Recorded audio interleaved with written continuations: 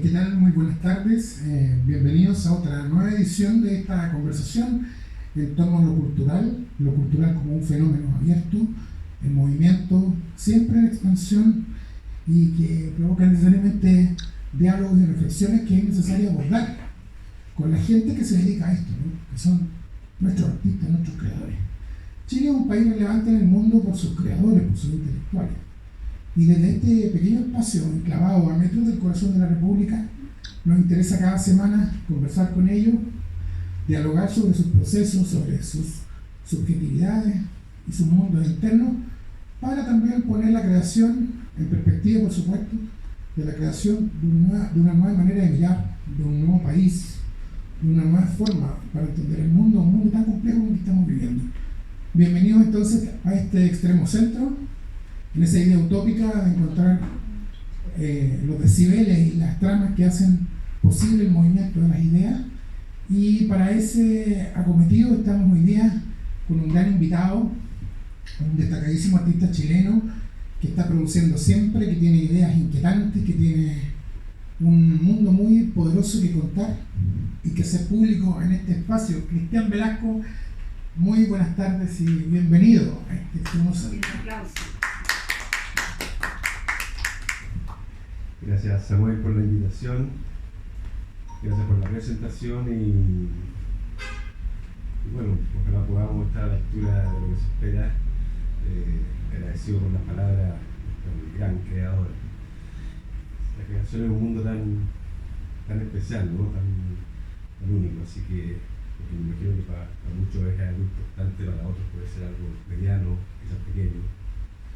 Así que Cristian lleva mucho tiempo de trayectoria de creación, de relación con el fenómeno estético. ¿Por qué te interesa el arte? ¿Qué te moviliza diariamente a levantarte, a insistir en esta ocupación que a veces es un poco ingrata, que a veces también es algo distante, ¿no?, de las preocupaciones del ciudadano común de a pie? Tengo la impresión que a veces en nuestros países el arte parece como una entelequia, ¿no?, como algo... Sí, la verdad que creo que el arte es un espacio que acoge, ¿no? Que acoge como muchas dudas. Es un espacio que de alguna forma creo que permite a cierto tipo de inadaptados, por así decirlo, a que puedan navegar tranquilamente.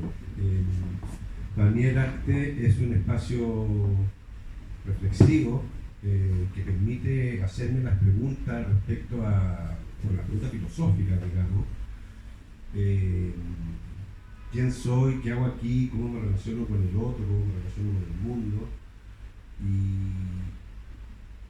Y cómo desde ese espacio reflexivo puedo construir objetos, ideas, imágenes que de alguna forma compartan y se instalen en un espacio común con el resto de la comunidad. También el arte es un espacio de reflexión y uno vive en el arte y para el arte sin ni siquiera planteárselo, ¿no? Creo que es una sensibilidad frente a cómo uno mira el mundo.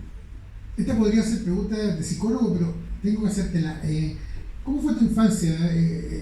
¿Recibiste estímulos? ¿Tenías en la familia algún referente vinculado con el arte? ¿Cómo eran tus contactos con el libro? Sí. ¿Cómo fue esa formación, la primera formación de niño?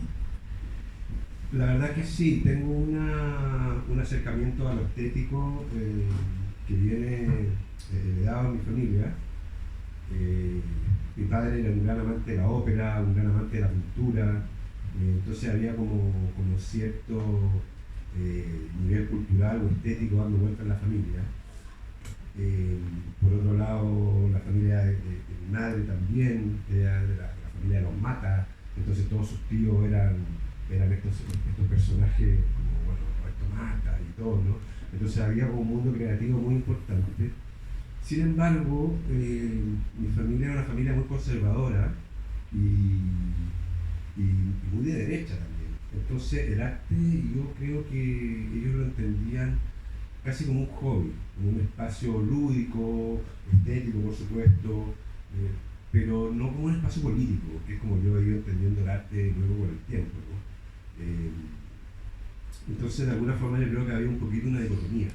no tengo un aparataje cultural cercano, familiar, que permitiera que yo me desenvolviera libremente en el campo artístico, sino que para mí fue más bien una transgresión al espacio de lo acomodado, porque el arte que vivía mi padre y todo era más bien como más aristocrático, porque era como un observador y todo eso, pero no le interesaba o no estaban realmente en la capa de la creación, que es una capa que viene del conflicto y de la incomodidad social.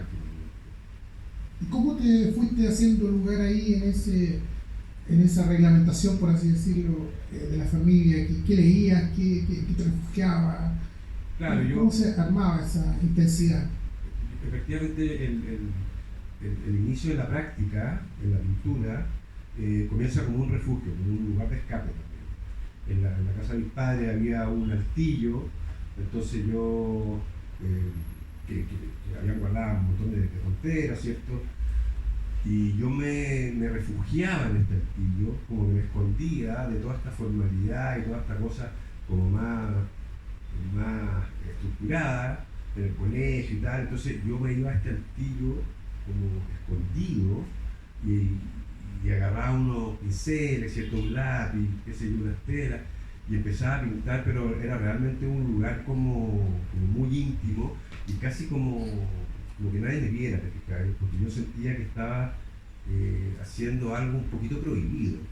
Entonces, igual hace sentir muy interesante, porque entonces bajaba luego el altillo y estaba toda mi familia. Nosotros somos una familia grande, de 8 hermanos, entonces estaban todos haciendo las tareas del colegio, las mil cosas, y yo como que me arrancaba a este lugar a pensar en un mundo mejor, supongo, ¿no? Entonces a pintar formas y referentes, y ahí ya también me puse un poco a leer, me puse a leer a Kafka, cosas que tampoco eran como muy del establishment de ese grupo al cual yo estaba perteneciendo. ¿Y cómo era ese Cristian Velasco de 13, 14 años, que era como más bien retraído, te llevaba bien con el mundo, sentías que había conflictos existenciales con la vida que estabas pensando armar? ¿Cómo recuerdas ese proceso? Interesante las preguntas, porque bueno, claro, que la verdad que de ahí vienen las primeras inquietudes artísticas. O sea, creo que Samuel tiene mucha certeza al apuntar en ese lugar, ¿no? Porque yo, al contrario de ser retraído, era como muy extrovertido, ¿sabes? Era un tipo muy físico, muy rápido, muy ágil, como que me subía a los árboles, saltaba, corría, entonces como que no me podían parar, y si había que cantar yo cantaba, y si había que bailar yo bailaba, y si había que tirarse a no sé dónde yo iba y saltaba allá. Entonces también, bueno, tenía un déficit atencional importante y una hiperactividad importante. En esa época tampoco se hablaba de estos temas como de salud mental, que hoy día ya está muy sobre la mesa. Entonces, claro, me mandaban al psicopedagogo, no sé qué, como para poder enrielar a este jovencito, ¿no? Y en el fondo lo único que pasaba, creo yo, es que tenía una ganas y un hambre de vivir y conocerlo todo salvaje. Entonces también, como era así, en el colegio me iba pésimo académicamente, me iba pésimo conductualmente, entonces también yo como que vivía castigado, porque me castigaban en el colegio, después llegaba a la casa y me castigaban en la casa. Entonces, por eso el arte también, bueno, se ve en el arte la palabra refugio, porque era un lugar donde yo podía estar cómodo conmigo mismo sin tener que rendirle una cuenta a nadie. Estamos en un espacio de libros. ¿Qué leías tú en tu juventud? ¿Qué te interesaba? ¿Qué imágenes buscabas? La verdad que yo nunca ¿Cuál era tu relación, perdón, con los libros? Nunca fui muy cercano a los libros, la verdad. No tenía un déficit atencional feroz. En el colegio esa cosa se llama comprensión lectora, ¿no? Tengo una comprensión lectora pésima, ¿no? O sea, me acuerdo de haber leído a Mark Twain, ya, pero habitualmente no me leía los libros, siempre me estaban contando los libros que había que luego rendir una prueba, y al día de hoy soy una persona que le cuesta mucho como entender todo lo que lee, porque sin embargo sí había en mi casa una biblioteca, sí estaba esa cultura, pero para mí el espacio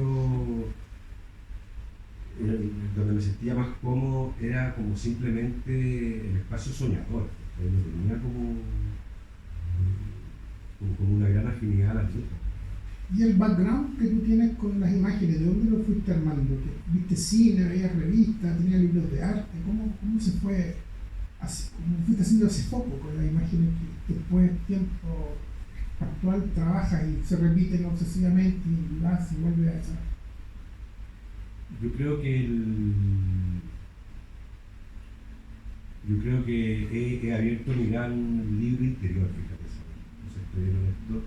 Creo que todo este despliegue, este imaginario que tú conoces, que la gente conoce, que yo desarrollando, tiene que ver con una capacidad de conexión con mi mundo interior. Sí, está más ligado a eso. O sea, con eso es un trabajo que habla de lo onírico, que habla de las personas, que habla de la calle, que habla del espacio social, que habla de las intersubjetividades. Después de un psicoanálisis de 10 años que tuve, también creo que me pude ir encontrando con un montón de espacios íntimos bien potentes. Igual, bueno, tenía la oportunidad con mi familia de viajar mucho al sur, de fijar a la playa, por dentro de Chile principalmente, y tiene que ver con un espacio de sensibilidad, como de apertura. Me sentí siempre un poquito como fuera de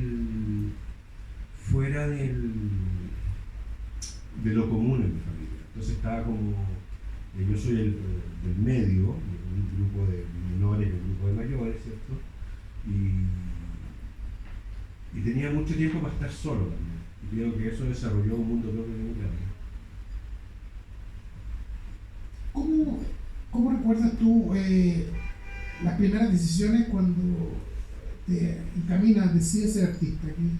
¿Tuviste que romper alguna estructura? ¿Te generaron conflictos en la familia? Cuando tú decides en la profundidad de tu yo interior, decir, sí, me voy a dedicar a esto. ¿Tuvo costos en tu vida esa decisión? La verdad que tuvo costos bien feroces. Primero, cuando yo estaba, como te contaba, yo en el colegio tenía académicamente muy mal, conductualmente muy mal, entonces también yo creo que mis padres decían, ¿cómo enrielamos a este cabrón? Lo que pasa es que estaba en un colegio que yo creo que no era el indicado para mí. Entonces no pude realmente desarrollar las cualidades artísticas o sensibles que me hubiese permitido crear con tranquilidad, con tranquilizante. Entonces el arte para mí siempre tuvo algo de rebeldía, digamos. Y como dije al comienzo, creo, porque lo sentía que era un lugar que me acogía. Entonces, pienso que los artistas siempre han sido personas que van un poco como por la calle paralela del deber ser, ¿no? de la sociedad, ¿no? Y yo estudié publicidad y luego comunicaciones, y mientras estudiaba eso también estudiaba pintura, como necesitaba como ese espacio. Y mi padre me apoyó para hacerlo y todo, pero yo sentía siempre que era como una aspirina, como que él se moría de susto realmente que yo me dedicara al arte. ¿Okay? Y finalmente decidí dedicarme al arte ya más viejo, a los 30 años. Y eso significó un costo súper alto. O sea, realmente me separé de la mamá de mi hijo, que había nacido mi hijo hace 2 años. Renuncié a un trabajo en una agencia de publicidad que tenía en ese momento. Fue como un acto bien decidor, muy tajante.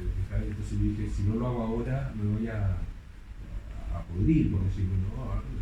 Me voy realmente a menoscabar en este mundo, en este espacio, para darle en el gusto a mi familia o a otros constructos sociales. Y ahí me aventuré y dije, voy a vivir de mi sensibilidad. Yo ni siquiera lo hablo en un espacio intelectual, sabiendo que lo es, ¿no? Pero yo me muevo en base de una persona que trabaja más desde su instinto o su espacio intuitivo, ¿no? Y los espacios sensibles. Al contemplar tu trabajo, al mirarlo, al acercarse a él, uno ve muchísima libertad de desplazamiento. Tú tienes una obra, tú tienes un trabajo que se llama Zona de Flujo, que define muy bien que tú estás como parado más absoluta libertad decisional, ¿no? Trabajas con materiales diversos, estás un día trabajando con harina, después puedes estar trabajando con escultura, con video, con instalación.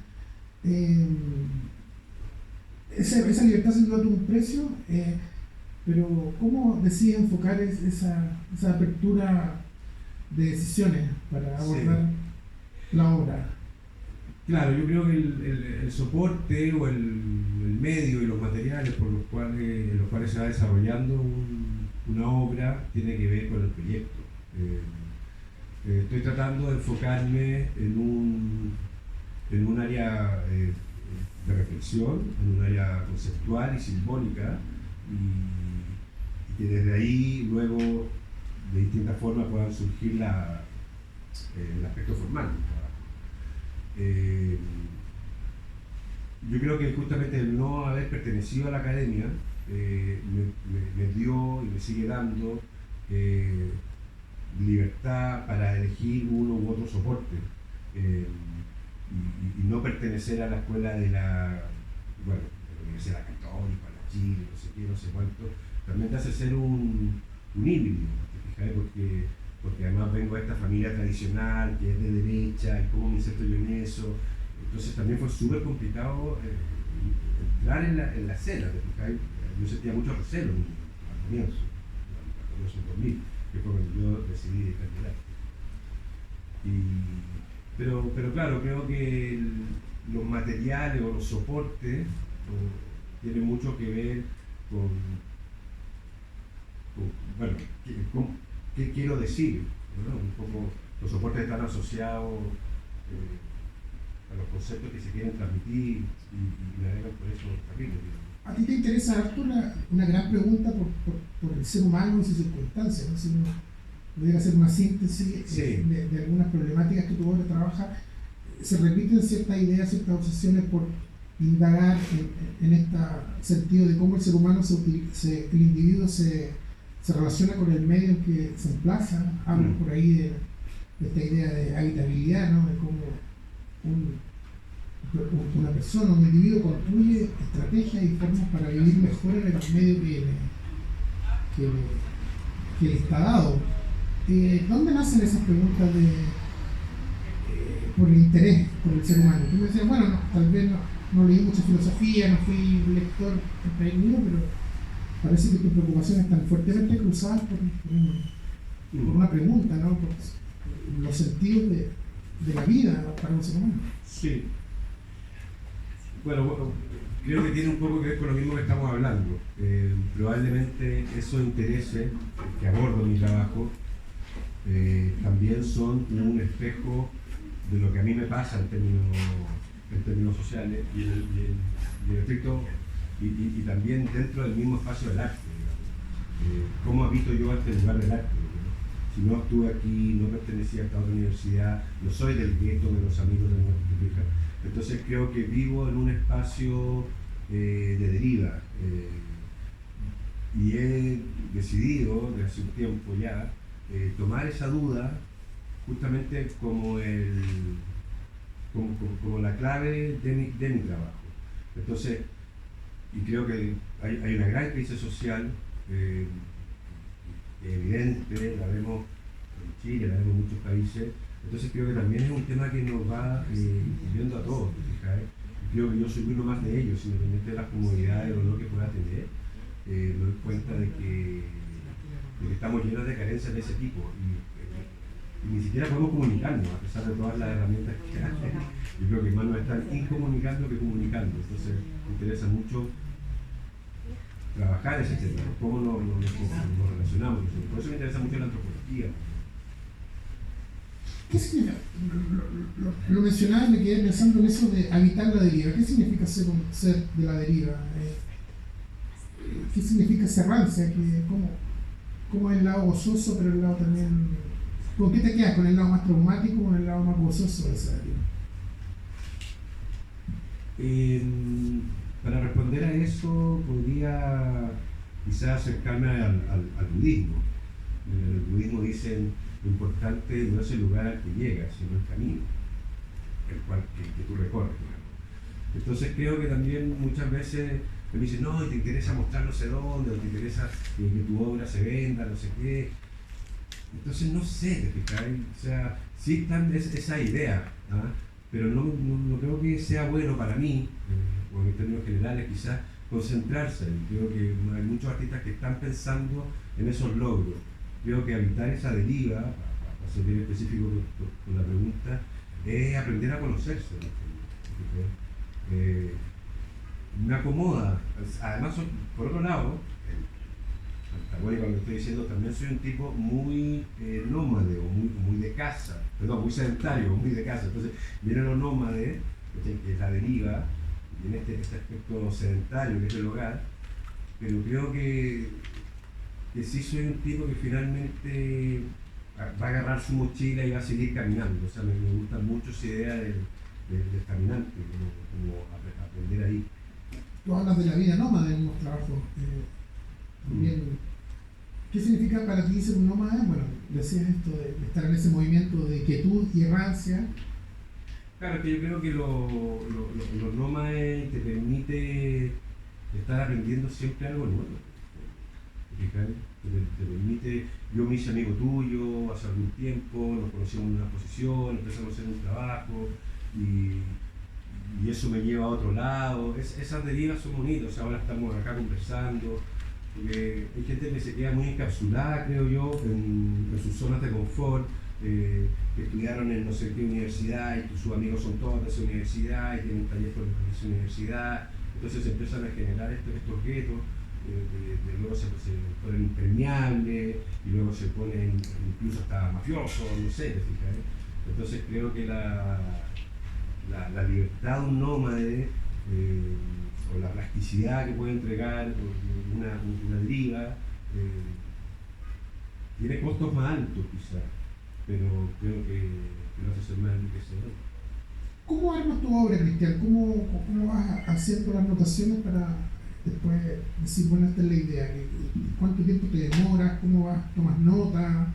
¿Te guías por los sueños, por la intuitividad? ¿Cómo se arma ese proceso creacional? La verdad que escribo harto mis sueños, estoy bien pendiente de ellos, en periodos más o periodos menos también, pero me gusta mucho habitar ese lugar y es un trabajo que aprendí justamente después de un psicoanálisis largo. Y también hago muchos diagramas, o sea, ocupo un blog, como una croquera, ¿cierto? Como un soporte, realmente como una tierra fértil, como quien dice, ya, donde voy a plantar las manzanas, los tomates, no sé qué, y me pongo así como a dibujar, a diagramar, pero todo mi trabajo es súper... tiene que ver con lo que me incomoda, en el fondo. O tiene que ver con la observación, por supuesto. Pero ¿qué de eso que yo observo es algo que me incomoda? Yo hablo siempre del paisaje inmediato, o este entorno inmediato. Entonces, por eso trabajo en un contexto urbano, si es que estoy en la ciudad, o en un contexto natural, si es que vivo en el campo, que es donde vivo ahora. Entonces también está esa cosa, mucha gente dice, bueno, pero ¿cómo? ¿Trabajáis aspectos urbanos o aspectos naturales? O sea, trabajo aspectos del ser humano, y que soy yo, por supuesto, pero lo que me pasa a mí también te pasa a ti, también le pasa al otro. Entonces lo que busca el trabajo es hacer espejo, y que mis reflexiones puedan identificar al otro, y que ese otro diga, oh, wow, qué interesante, o sea, como verse reflejado. ¿Te interesa también esa tensión entre arte y artesanía, por ejemplo, entre las prácticas antiguas de creación material y las más industriales? Sí. Está también situado en una tensión que seguramente la vive siendo un hombre urbano, hoy día anclado al lado del mar, ¿no?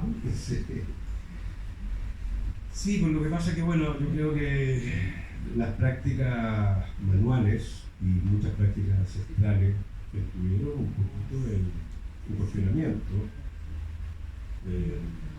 bueno, sobre todo después del arte conceptual, en toda esa época, pero yo no. Yo siento que hoy día hay mucho retorno a eso, que me parece fantástico. A mí me parece muy bien porque creo que desde todas esas prácticas ancestrales y manuales sí tienen que ver con una conexión espiritual. Y sí me interesa mucho el lado espiritual también. Entonces, y siento que de alguna forma mientras más, no es algo tan lineal, no es que mientras más cosas materiales lo haga con las manos me voy a estar acercando más a lo espiritual, pero sin embargo sí está la posibilidad de abrir esas puertas, digamos, porque lo que pasa es que lo manual te conecta, igual es un tema como biológico, o sea, sí te activa cierto tipo de neuronas y cierto tipo de, cierto que te permite abrir espacios de intuición distintos. Siempre se dice que el artista de alguna manera es un testigo de su tiempo. ¿Qué testifica tu obra respecto al tiempo que te ha tocado vivir? Yo creo que los tránsitos, justamente, por la intersubjetividad de las comunicaciones, de las relaciones. Yo veo que hoy día hay un nivel de polarización importante en las comunidades, hay una duda y un caos bastante instalado. O sea, yo siento que esta cosa, no quiero ser pesimista, pero creo que va cada vez peor, de todos lados, en todos sentidos me refiero. O sea, esta hiperconectividad es una cosa que realmente está fuerte, o sea, anulando muchas posibilidades comunicacionales en los niños, espacios de creatividad, justamente. Me gustaría ahondar en eso, o sea, como artista, que mi práctica pueda revelar desde algún lugar sensible, poético, simbólico, un poco estas carencias que estamos teniendo como seres humanos. Bueno, está proyectada aquí atrás del nuestro la página web de Cristian para los interesados y la gente que se interesa pueda conocer con mayor detalle las imágenes, ¿no?, de su obra. Este trabajo que está aquí, que es muy poderosa la imagen, ¿no? ¿Cómo nace? ¿Cómo la armaste? Puedes bajar un poco más si quieres, porque es más abajo, yo creo. Claro. Por ejemplo, ese. ¿Cómo se llama esta obra, para quien no la conoce? ¿De qué tiempo es? ¿Cómo la armaste? Esta obra se llama Sueños Remotos. Es del 2000. La exhibí en 2008, pero es un proyecto que me demoré como 4 años en hacerlo. Lo que yo hice fue que recogía colchones que estaban arrojados en ciertas zonas de la ciudad, sin saber por qué lo hacía tampoco. Pero claro, entonces ahí viene este tema de cómo se relaciona la obra con mi propia vida. Yo en ese tiempo, yo me había separado no hace mucho de mi hijo, y entonces vivía en una casa que arrendé un taller y qué sé yo, acá en el barrio de Bellavista. Entonces, sin saber por qué, yo estaba recogiendo estos colchones, o sea, imagínate el nivel de carencia, por así decirlo, porque no venía de un área intelectual, sino que netamente intuitivo. Y entonces yo también hacía muchas fotos en la zona de La Vega con los cartoneros, la gente los cartoneros que iba recogiendo cosas. Y ahí en esta cuestión dije, bueno, vamos a hacer la acción del homeless, o sea, yo meterme como ellos, tratar. Es un acto poético, por supuesto, ¿no? Pero entonces, y conecta, y estos son los recortes de ciertas telas de la ciudad, y yo ahí está bordado, dice Avenida Parque Isabel Riquelme, altura 400, San Joaquín, 2004, imagínate la fecha que recogí la cuestión. Entonces lo fui recogiendo por 4 años, hasta que un día dije, bueno, ¿y qué hago con todo esto? Entonces lo puse en este pallet con ruedas, y dije, vamos a la rueda. Y fue un proyecto Fondal del 2007. Y ese acarreo de los colchones ocurría cada cierto tiempo, lo hiciste, ¿cómo armaste el procedimiento para registrarlo? Claro, sí. Hicimos un trabajo de registro con el Nicolás Superbi, duró, bueno, cerca de 3 semanas, un mes, entonces andábamos con el carrito, lo montábamos atrás tenía una de estas camionetas, y me conseguí un carro que lleva motos, y el carro lo montábamos en el carro de las motos, no, fue una acción súper entretenida. ¿Pasa de un trabajo a otro o hay elementos que se repiten, que están insistentemente expulsando en cada obra? Desde lo conceptual están siempre. Yo siento que siempre es la misma obra también. O sea, me interesa a trabajar la memoria, la intimidad, la deriva, los sueños, la vida, la muerte, son como los ejes conceptuales. El cuerpo, ¿no? El cuerpo, por supuesto. ¿Y esa presencia aparece automáticamente o tú te fuerzas en decir, bueno, quiero que este elemento también esté en esta obra, quiero que estos elementos también aparezcan en la próxima producción, o tú crees que eso se da naturalmente? Se dan algo más naturales, igual que los títulos, son casi como unos, no sé, como una iluminación así. Por ejemplo, hay una obra que se llama Autótrofo. Autótrofo. ¿Cómo armaste esa reflexión para nombrar la obra? Autótrofo es la condición que tienen las plantas de poder alimentarse a sí mismas. Esa es la definición biológica. Como yo trabajo muchos aspectos domésticos, es que eso es muy interesante porque hay todo el rato una dialéctica entre lo doméstico, lo sedentario y lo cotidiano versus la deriva, la calle y el abandono. Entonces hay una tensión súper fuerte constantemente. Y dentro de todos mis quehaceres domésticos, de repente me vi moviendo las plantas, sentí que era como una planta todo el rato que se estaba moviendo para allá, para acá, para allá, para acá. Y dije, ok, ya vamos a hacer que todas estas acciones son lo que me alimentan a mí. En este caso, estar trabajando en mi casa, haciendo un jardín. En el caso de los colchones, recién separados, estar como buscando una suerte de refugio simbólico, o material también, pero más simbólico, ¿cierto? Entonces, como que la mayoría de las obras tienen que ver de lo que estoy haciendo en el día a día. Y Autótrofo, yo dije, bueno, soy yo mismo, o sea, si yo dejo de hacer esto, también me voy a morir. Una obra presentada en Galería Galería MUT, ¿no? En el año MUT, 2014. Galería MUT del año 2014. O MAT, Estaba pensando en la fuerza que ha adquirido el arte hoy día que trabaja con lo biológico, ¿no? Sí. Parece que los científicos han demostrado que las plantas son entidades muy complejas, más de lo que pensábamos, que construyen raíces, conexiones, tienen memoria.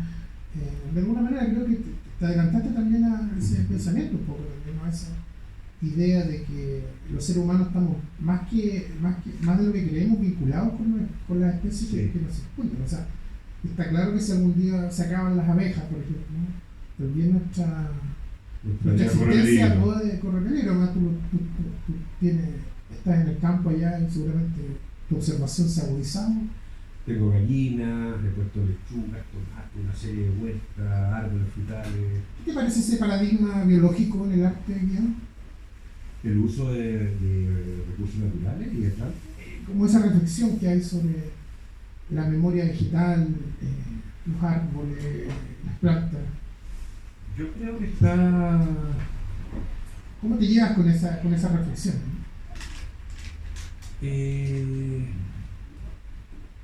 Mira, me llevo bien y mal, la verdad. Yo creo que muchos artistas sí la trabajan desde un lugar honesto, desde una inquietud honesta, donde sí están interesados en aspectos que tienen estos cruces. Pero me da la impresión de que también hay muchos otros artistas que están como queriendo instalarse en la moda, o claro, o en lo que se está viendo, o en lo que pega más, la moda, definitivamente. Pero creo, y con respeto a todos mis colegas y la gente que está en el placer del arte, y claro, o sea, tiene que abrirse la cuestión, porque hoy día el nivel de información que manejamos y que tenemos con un teléfono en la mano es brutal. Entonces, me parece muy bien que los artistas aborden todos estos temas que tienen que ver con la naturaleza. Además que el arte, volviendo al inicial, es un espacio de reflexión, y la naturaleza está en crisis, porque hay todo el tema del calentamiento global, es una crisis evidente. Entonces, mientras más artistas se involucren en eso, pienso que se puede hacer un impulso más fuerte para poner sobre la mesa los temas. ¿Qué te parece esa angustia contemporánea, ¿no? por saber que estamos a un paso, como sino de la extinción, por lo menos de experimentar cuestiones muy traumáticas en nuestra vida, ¿no? ¿Qué puede decir el arte? ¿Qué puede decir, qué piensas tú que podrían decir tú si te preguntaran la opinión respecto a? Yo creo, mira, yo en este minuto, Samuel, estoy en un espacio de crisis bien fuerte respecto a eso también. Pienso que hay una sobreproducción de imágenes tan grande que no sé si se esté realmente aportando tanto. O sea, creo que Instagram, esa cuestión, finalmente es un atentado a la creatividad, ¿sí? Porque la creatividad viene de la calma también, viene de la mirada reflexiva, de uno mismo, con el entorno, etc. A mí me da mucha más angustia ver Instagram que no verlo. Pero sí, o sea, creo que los artistas tenemos un rol fundamental en ese tema. Ahora, ¿qué arte hace hoy día o qué nos corresponde a los artistas hacer hoy día respecto a eso? Yo creo que tiene mucho que ver con buscar espacios de espiritualidad, de calma, de meditación y ojalá cultivar los lazos humanos sensibles, ¿sabes? No la sobreproducción de imágenes. Cristian, la obra Las cuatro caras de la desigualdad, de la dignidad, perdón, las cuatro caras de la desigualdad, pareciera que te tomó de una forma muy perpleja lo que está ocurriendo. Uno al ver esa fotografía puede ver varios elementos que transitan ahí, como perplejidad, impresión, una suerte también de duda. ¿Qué cosas te pasaron cuando esa plaza, que seguramente tú la conoces muy bien, estaba intervenida con lo que estaba ocurriendo ahí?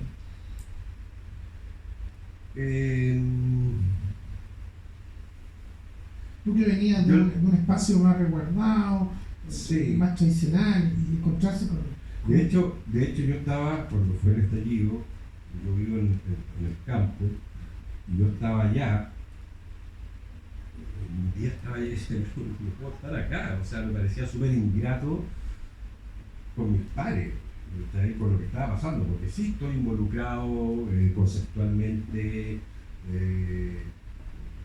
personas en todos los acontecimientos que estaban pasando, pero dije, yo tengo que ir a Santiago a decir algo, y ahí voy a este como rol del artista, pero en el sentido de necesidad, ¿no? No en el sentido de que me tomen la foto de artista, ¿no? O sea, es una necesidad. Y estaba allá y agarré el auto y vine para acá a saltar la cuerda, que obviamente era una acción que yo había hecho en otra oportunidad y me parece que tenía sentido. Entonces, hablar de resistencia, hablar de permanencia, o sea, de aquí no me muevo. Entonces le di la vuelta a la ex escultura, ¿cierto? Y hablar de la resistencia, pero también a partir del juego. Entonces ahí hay algo súper bonito, porque creo que el juego es un elemento súper importante para poder comunicar. Hoy día como artista estoy tratando de enfocarme más en esa línea de trabajo. Creo que con el juego, con el humor también, se pueden abordar temas muy profundos, porque no necesariamente hay que entrar en espacios tan intelectuales o tan complejos desde el punto de vista del discurso. Creo que es un lenguaje que pueden entender muchas más personas. ¿Cómo se llama esa obra que está, una de las últimas que te registras en la página web, que es esta donde tú armas estos panes, ¿no? Estos panes y los distribuyes en la Ciudad del Paraíso? Nexo, allá arriba. Apelando un poco a esa figura de la comunidad. Sí. ¿Cómo armaste esa obra y cuáles son los sustratos que contenía? Claro, Nexo fue una obra que surgió también en Tunquén, donde vivo, y como yo estaba en la cosa de poner mis árboles frutales y todo, y estaba aprendiendo a hacer pan, entonces fui a donde una señora que tiene un almacén, y ella hace pan, y entonces, porque a ella le compré la gallina, entonces tengo como un vínculo amoroso, ¿cierto? Y mientras ella estaba haciendo pan y le enterraba el tenedor a la lluvia o el pan amasado, yo como que vi que ella estaba escribiendo algo, ¿okay? Y me pareció que era súper interesante y dije, wow, qué increíble, la señora está escribiendo sobre el pan. Y en verdad no lo estaba haciendo, simplemente que yo sí lo interpreté, porque ya estaba metido con otra idea de texto, digamos. Y ¿Por qué existe, perdón, hacerlo en Valparaíso, que es una ciudad también que tiene sus bemoles, sus complejidades? sí, bueno, Hay una reflexión ahí específica de por qué hacerlo aquí. y en Plaza Victoria fue. Entonces, mira, yo siento que Santiago está un poquito complicado. La verdad que está un poquito complicado, un poquito sobrepasado. Como que las cosas no están fluyendo bien. Además que me interesa Valparaíso por cuanto espacio marginal también, ¿no? Y poder regalar pan ahí, porque lo que yo hacía era que escribía estas palabras en el pan, en 100 panes, salía a la calle, me ponía en el mesón en la plaza y los regalaba con la condición que la persona a la cual yo se lo regalaba me pudiese hablar algo respecto a la palabra que estaba sacando. Entonces, ¿Cuál es la palabra? fueron muchas. En Valparaíso fue confío. Luego fui a hacer este proyecto a México, también con el financiamiento Fondar. Y ahí fueron varias palabras. Por ejemplo. Lo más lindo, que podemos ver el video después, en pleno Zócalo, allá de Ciudad de México, fueron muchos panes y con distintos textos, decía esperanza, origen, confío, sueño, poesía, música, tiempo. Entonces como que empieza a interpelar a un sinnúmero de personas y la verdad que fue bellísimo porque decía que alguien me está dando a elegir, de partida que me está regalando un pan, que era una cosa ya como totalmente extraña, decía, y se regala, dice, claro, yo lo regalo. Wow, pero hablemos de origen, por ejemplo. Ya, yo quiero origen. ¿Y por qué quiero origen, señor? Entonces, un espacio de diálogo a lo cual no están acostumbrados. La verdad que haber tenido unos resultados etnográficos súper ricos sobre el cual estoy trabajando ahora. Sí.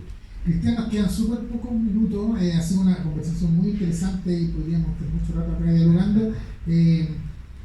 Rápidamente, si pudiera hacer ese ejercicio, ¿cómo fue esa experiencia mexicana? Estuviste en el verano, viviste un verano azteca de residente, y ¿cómo viviste? ¿Qué te sirvió? ¿Qué tomaste? ¿Qué elementos te llegaron ahí con esa pasada por ese gigante en México, ¿no? Sí, la verdad rescato todo.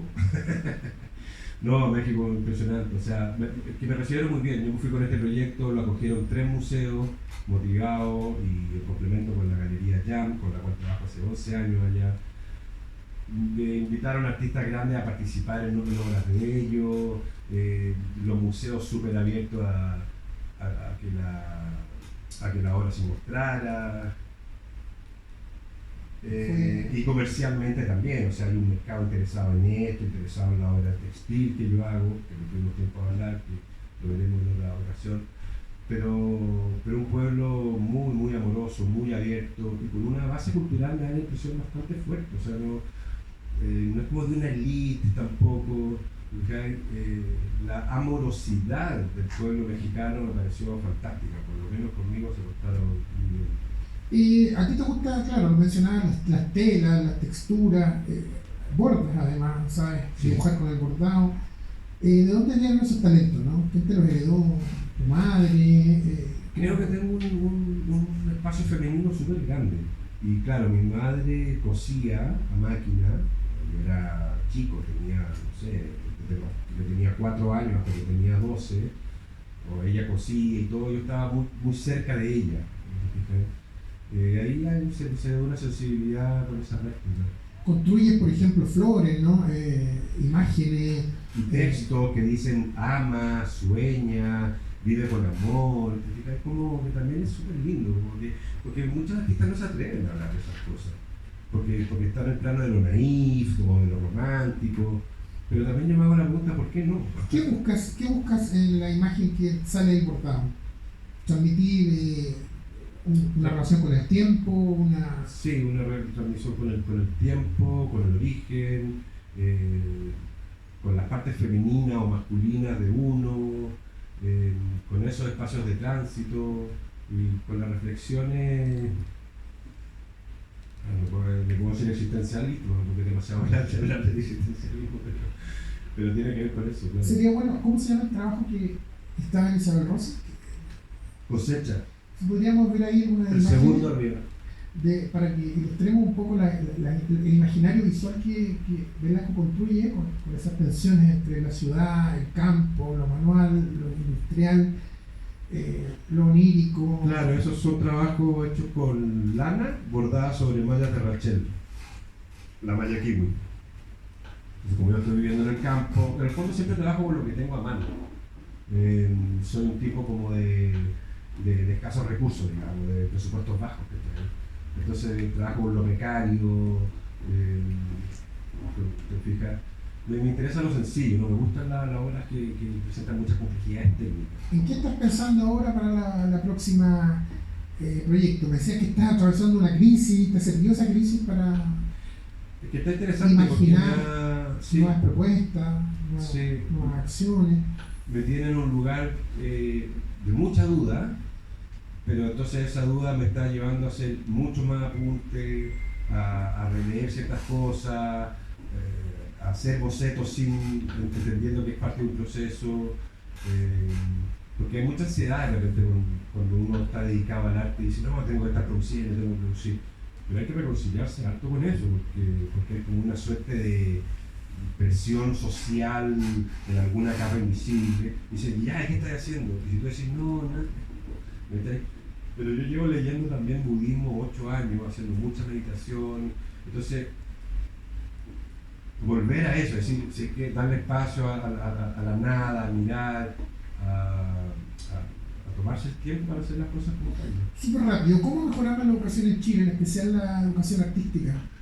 La que tú pudiste vivir cuando dices en el colegio en Macollano, ¿cómo se podría intensificar mayormente esa propuesta sobre arte y educación? Yo pienso que invitando a los colegios al espacio del arte, a la institución y llevando artistas a que se hagan workshops, que se salga a la calle con distintas prácticas creativas, hay que hacer mucho terreno. Cortísimo, sí. ¿Cómo ves el futuro del país? Dudoso y complicado. Yo no sé, creo que tenemos 10 años de mucha revuelta todavía. ¿Qué hacemos para seguir con esperanza, no perder el ánimo, no decaernos, no enfermarnos? Tú eres artista, confiar un poco en el otro. Yo creo que esa palabra que puse en el plan de confío, yo pienso que hoy día estamos muy instalados en la competencia, en el chaqueteo, en robar ideas. Hay un tema ético que no está funcionando. Pienso que se está viendo con amigos míos, con amigos tuyos, y eso que nosotros no somos realmente quienes mueven la cuestión. La obra de Cristian Velasco está registrada en este libro que apareció en plena pandemia, ¿no? 2021, claro, 2021, perdón. 2021, hay gente que escribe sobre su trabajo, importante llevar reflexiones sobre todo lo que aquí someramente hemos revisado. Está disponible en librerías, en espacios de arte, vamos a dejar parece una acá también para que el público pueda conocerlo y se interese también en un artista que trabaja ideas muy profundas, que está situado ahí en su querido Tunquén, al borde del mar, que está siempre produciendo y haciéndose preguntas que transitan entre el exterior más duro del ser humano, pero también en la profundidad que tú como seguidor del Tao y todas esas reflexiones has podido.